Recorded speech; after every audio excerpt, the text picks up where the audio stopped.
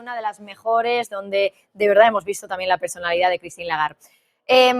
Vamos ahora con Gonzalo Cañete, que me parece que ya está listo, analista y director del blog Brújula de Mercados. Gonzalo, muy buenas tardes.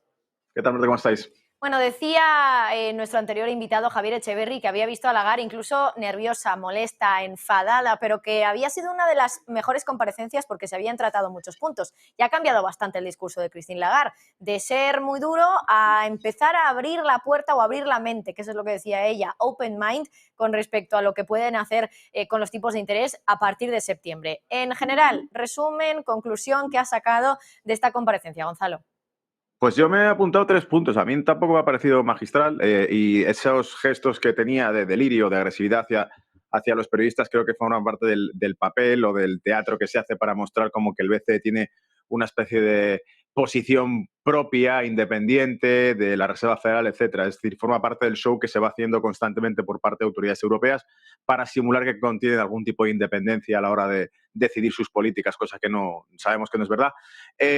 Yo he apuntado distintas cuestiones que me han parecido fundamentales. Lo primero, el hecho de que deje en pendiente el si se subirán tipos o no en septiembre es otra pantomima, es otro show, porque sabemos que ocurrirá, que subirán tipos en septiembre. Y digo, ¿por qué sabemos que ocurrirá? Básicamente sabemos que ocurrirá porque la tasa de inflación que tiene la Unión Europea es del 5,50, está por encima de la de Estados Unidos, muy por encima de la de Estados Unidos. La tasa de interés referencial de Europa está por debajo de la de Estados Unidos. Es decir, aquí solamente hay una hoja de ruta que tiene que seguir el Banco Central Europeo, que es subir tipos de interés y punto.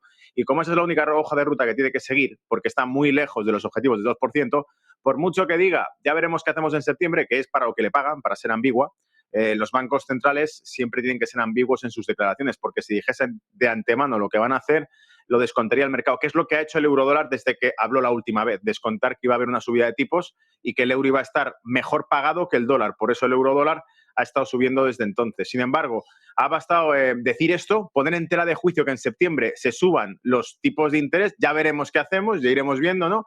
Y demás. Y la respuesta que ha tenido el eurodólar ha sido clarísima, la respuesta que ha tenido el índice dólar ha sido clarísima, es decir, ha habido un reflujo de dinero desde el euro hasta el dólar, básicamente por decir que no se paga bien el euro, pues me voy a Estados Unidos. Pero la hoja de ruta tiene que ser la misma, que es subir los tipos de interés. Ese es el punto número 1 de 3 puntos, Marta, que yo he apuntado y que me han parecido interesantes. Ha hecho referencia a que los riesgos inflacionistas van enfocados a la energía y a los alimentos, cosa que ya sabíamos porque hemos descompuesto el índice de inflación. Hemos visto que realmente, a excepción de los servicios, se había desinflado fuertemente la energía y también los alimentos. Bien, ambos factores, energía y alimentos, ahora mismo están en el punto de mira. ¿Por qué? Porque todos están relacionados con el conflicto Rusia. Es decir, el tema de Ucrania. La energía, porque Rusia es el principal suministrador de energía, es uno de los mayores productores del mundo y que ahora está alineado con Arabia Saudita, con Argelia, con Libia. Es decir, el mercado de la energía sigue siendo hidrocarburos en el mundo entero, no hemos transicionado todavía nada. Y son ellos los que dominan este mercado. Estados Unidos es una de las mayores potencias en energía, pero está quemando sus reservas para mantener este precio estable. Y por lo tanto, el tema de la energía, ahora que entre el invierno, cuando termine el verano, entrará el invierno en el hemisferio norte, que es el que más energía consume. Veremos si eso no se reproduce.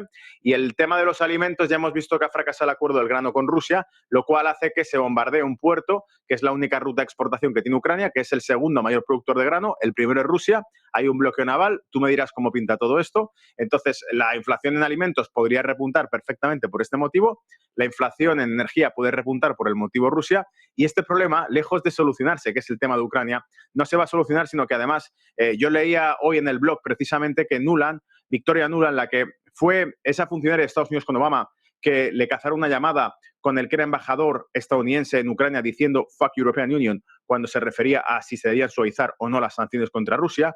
Esta persona, que ha demostrado ser la promotora de sancionar a Rusia, de coaccionar a Rusia y de ir atacando políticamente a Rusia, es la que está ahora en la Vicesecretaría de Estado en Estados Unidos ante la dimisión del actual cargo. Por lo tanto, si tenemos en el puesto de Vicesecretaria de Estado a una persona como esta, que tiene un historial de ser bastante más agresiva con Rusia, el conflicto de Ucrania todavía le queda mucho para que se llegue a algún tipo de acuerdo, porque con ella a los mandos probablemente se empeore. Y el tercer, o sea, eso es inflación. Y el tercer punto, los gobiernos deben revertir las políticas de apoyo que ha dicho. Y esto me llama la atención porque ni Estados Unidos ni China están revertiendo políticas de apoyo, sino todo lo contrario. Hemos visto cómo China, ante los riesgos de deflación, está creando políticas, pasó hace ya como un mes, de reducción de tipos, de estímulo, de subvención al sector inmobiliario y a otro tipo de sectores industriales, de aumento de la inversión pública en empresas privadas.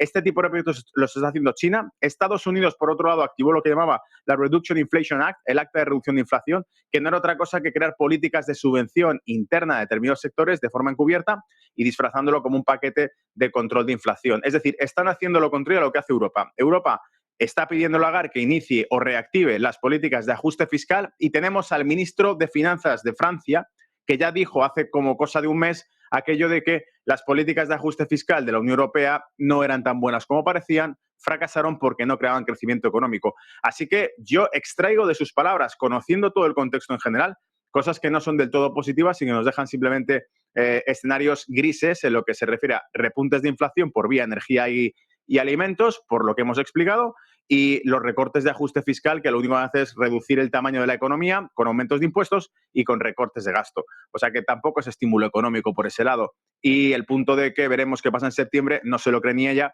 porque no les queda otra cosa que seguir el guión, que es subir tipos de interés. Queda claro entonces, subida de tipos, según Gonzalo Cañete, para septiembre. Gonzalo, gracias. Placer. Tenemos con nosotros